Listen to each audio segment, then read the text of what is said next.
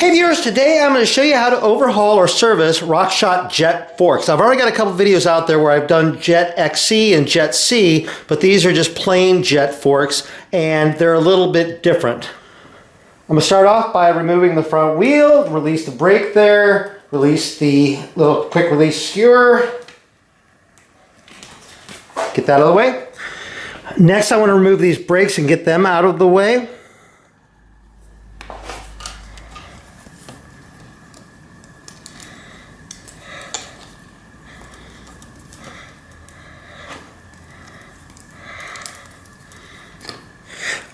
So next I want to remove these preload adjuster caps on there.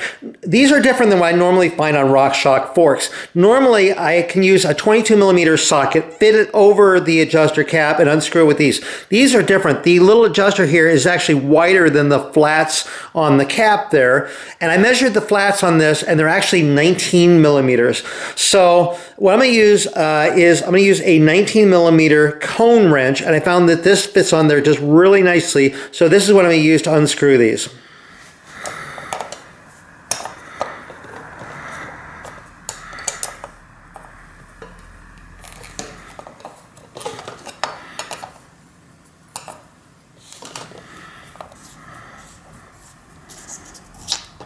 Got one off.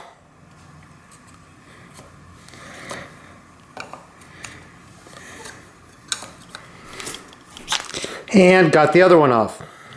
Next I want to compress these forks here and push the stacks out and then try to grab them and pull them out. There's one, and get this other one out here and pull this one out. Next I want to remove the lowers. In order to do that I need to remove these two bolts here. The problem is that often when you start loosening these they start just turning and turning because the part inside the fork is just turning. So I need to hold the part inside the fork as I'm unscrewing these so that I can get these out. Now to keep the part inside the fork from turning, which is called a plunger, it has a fitting for an 8mm hex socket. So I have an 8mm hex socket here, and I'm using a 10-inch extension because it's way down there. So I'm going to use this to go down, lock into that part, and then use a wrench to hold that. And so that'll keep it from turning when I'm unscrewing the bolt on the bottom. Now the bolt in the bottom takes a 4mm hex wrench, so I'll use this to go ahead and unscrew that bolt in the bottom. And got one bolt out, now I gotta do the other side. And I'll get my hex socket and extension, connect into the plunger down there, get my wrench on there, and that'll help keep that from turning down there. And unscrew this bolt down here. Again, it's a 4mm. Get that loosened down there. And got that bolt out as well. So now there should be nothing holding the lowers on, so I can just slide these off, and got those off. And there's the plungers that I was holding with the extension. Then I also want to go ahead and pull these boots off so I can get these all cleaned up. Next I want to push these plungers up out through the top, get those out of there. So I just use a rod of some sort. Push them up out.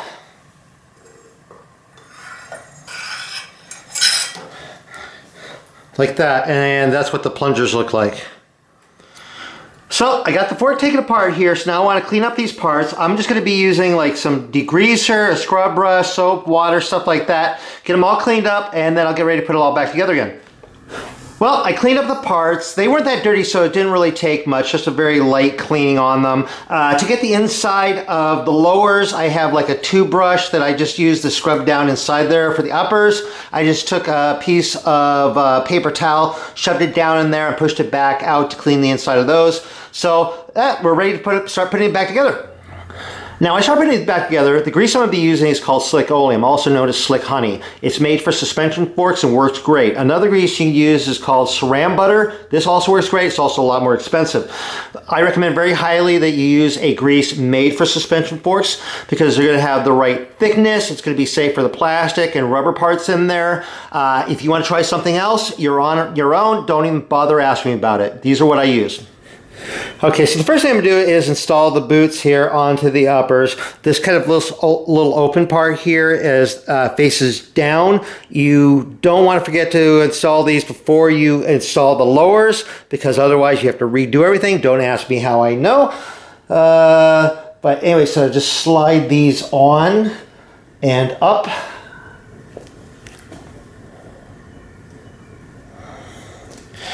Like that. Next, I want to put a very thin coating of the grease on the uppers here. There'll be more grease coming from the seals and the lowers, but just put a thin coating up here and try to get up underneath the boots, like that. Next, I want to install the lowers. Before I install them, I want to get some grease in there. I want to get some grease down in the bushings, down in this part of the fork here. And I also want to get a nice coating of grease in these little wipers up here. There's like a little reservoir in there. And so I'll get a nice little coating of grease up in there. So I'll just reach my finger down inside these and then wipe them around inside there, down into the bushings down there. And then get a nice little bit of grease up inside these seals up here.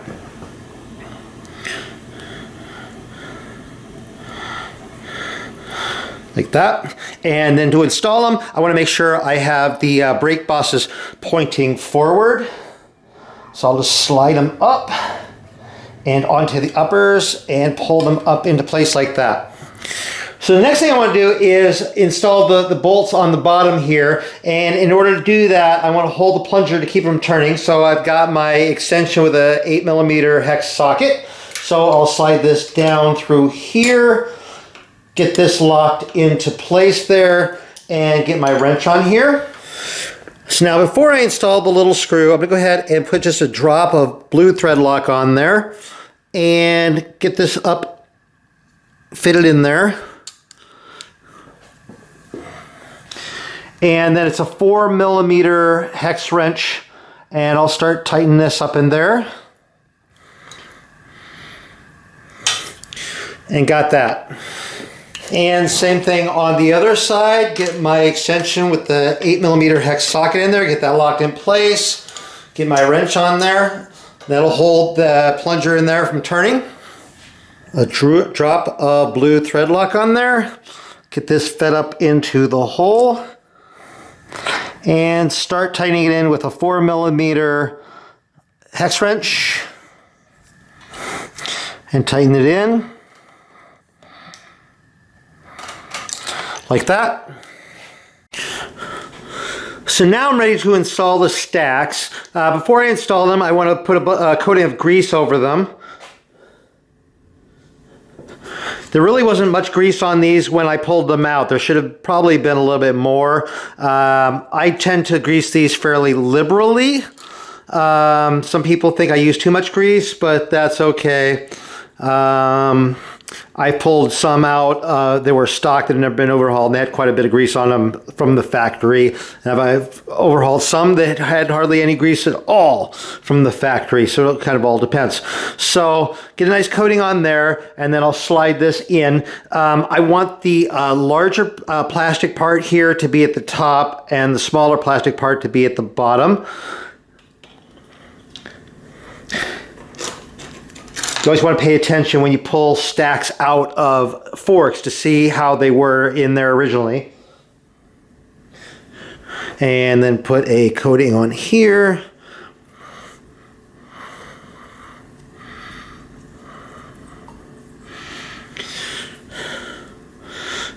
And then slide this stack down on this side.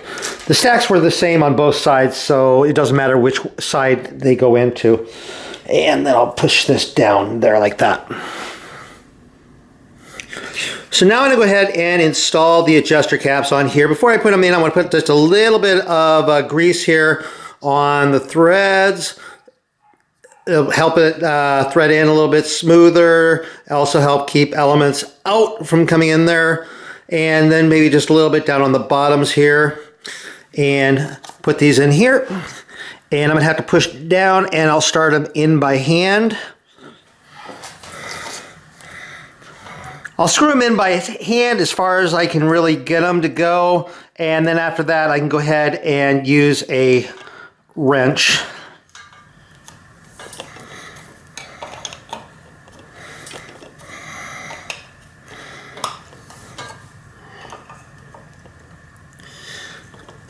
Okay, one tightened on.